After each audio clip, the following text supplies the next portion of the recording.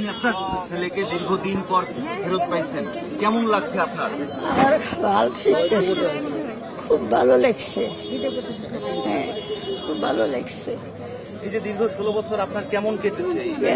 দেবকের দিন গেছে বাবা, তা আল্লাহ জানে, আমি জানি না, আল্লাহ জানে। আরে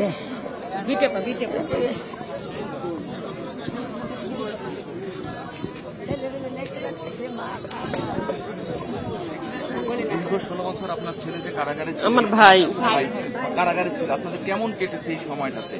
এবং এমনও তো আশা ছেড়ে দিয়েছিলেন তারা আর কখনো ফিরবে না, বা এই কারাগারে এতই আনন্দিত যে আর বলার মতো কোনো ভাষা নাই। আল্লাহর কাছে অনেক লাখ লাখ শুকরিয়া যে আমার ভাইকে আমরা ফিরে পেয়েছি, এটাই আমাদের ভালো কামনা। এখন মানে প্রথমেই বলবো যে 16 বছর পরে আমি আমার স্বামীকে পেয়েছি, এই জন্য আল্লাহর কাছে লাখ লাখ শুক্রিয়া। আর ধন্যবাদ জানাবো আবু ছাইদ, যারা এই দেশের জন্য মানে স্বাধীন করেছে, যারা বুকের তাজা রক্ত ঢেলে দিয়ে এই দেশটাকে স্বাধীন করেছে, তাদের আমার অসহস্র সালাম। আর এতদিন পর পেয়ে কেমন লাগছে আপনার? দীর্ঘ হ্যাঁ, সময় তো আপনি এতদিন পরে কাছে পেয়ে মনে হচ্ছে যে আজকে একটা ঈদের দিন, এরকম মনে হচ্ছে।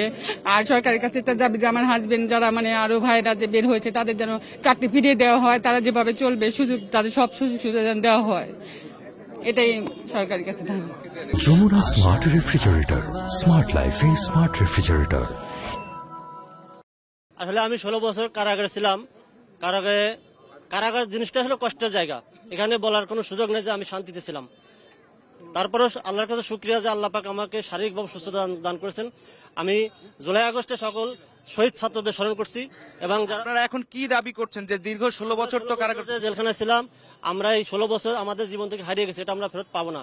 এজন্য আমরা এখন সরকারের কাছে দাবি এই ঘটনার সুষ্ঠু তদন্তের মাধ্যমে যারা অপরাধ করছে তাদেরকে দৃষ্টান্তমূলক শাস্তির দাবি আমার। এই যে আরেকজন জওয়ান সদস্যের সঙ্গে কথা বলবো, তারা এখন কি দাবি করছেন? এই যে আপনারা দীর্ঘ 16 বছর ছিলেন, এখন কি চাচ্ছেন? আপনাদের 16 বছর তো চলে গেছে জীবন থেকে। আমরা দীর্ঘ 16 বছর যে চলে গেছে, এই সময়টা আর তো পাবো না, ফিরে পাবো না। সরকারের কাছে আমাদের জোর দাবি যে সমস্ত নিরাপদ ব্যক্তি যারা জেলখানে এখন বন্দী অবস্থা আছে তাদের মুক্তির ব্যবস্থা করা হোক। আর যেগুলো আমরা যেহেতু আমরা যে দীর্ঘ এখন তো আমাদের একটা পূর্ণ শহরের ব্যবস্থা নাই, রাষ্ট্রীয় সরকারের রাষ্ট্রীয় পূর্ণ সুযোগ সুবিধা সহ আমাদের যেন চাকরি আমরা ফেরত পেতে পারি, সেটা দাবি। ধন্যবাদ। তাদের কাছে আমরা একটু জানার চেষ্টা করব তাদেরকে কি কারণে কেন আটকে রাখা হয়েছিল এবং তাদের এখন প্রত্যাশা কি বা দাবিগুলো কি রয়েছে। এই যে দীর্ঘ 16 বছর আপনি কারাগারে বন্দী ছিলেন, আর এই যে 16 বছর আপনার কেমন কেটেছে এবং কি দোষে আপনাকে কারাবন্দী করা হয়েছিল এবং আপনারা এখন কি চাচ্ছেন?